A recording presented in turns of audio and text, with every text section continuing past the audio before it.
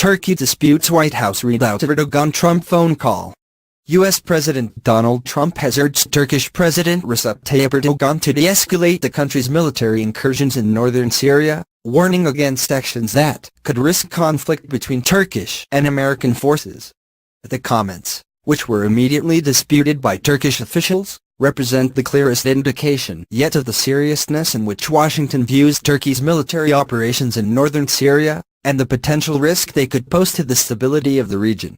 Speaking with Erdogan by phone, Trump said that Turkey's Operation Olive Branch, targeting US-backed Kurdish fighters, risks undercutting our shared goals in Syria, according to a White House statement.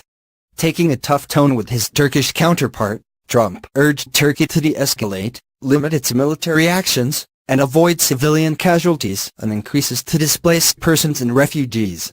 In a sign of deteriorating relations between the two NATO allies, Turkey's state-run Anadolu news agency reported that the official U.S. summary differed from the truth discussed between the Turkish and U.S. president's phone conversation.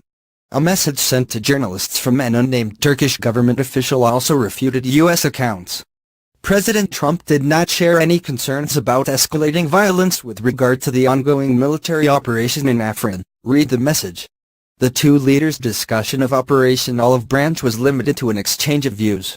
Speaking prior to the two leaders' conversation Tuesday, the former U.S. ambassador to Turkey, Eric Edelman, said the currents running through Turkish domestic politics are tightly intertwined with perceptions of the U.S.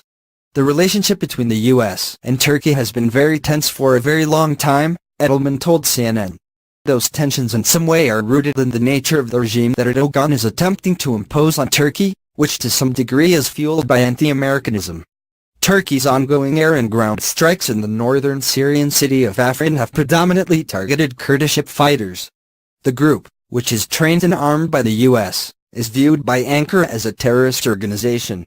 Turkey sees the quest by the Kurds, who are spread out in Turkey, Syria and Iraq, to establish an independent homeland as an existential threat to its territorial integrity and has long warned that it will not tolerate control of much of its border with Syria by the IP. Turkish presidential spokesman Ibrahim Kalin told CNN Tuesday that Turkey had to take military action to protect our border. This is not an operation against the Kurds of Afrin or Syria. This is an operation against a terrorist network that claims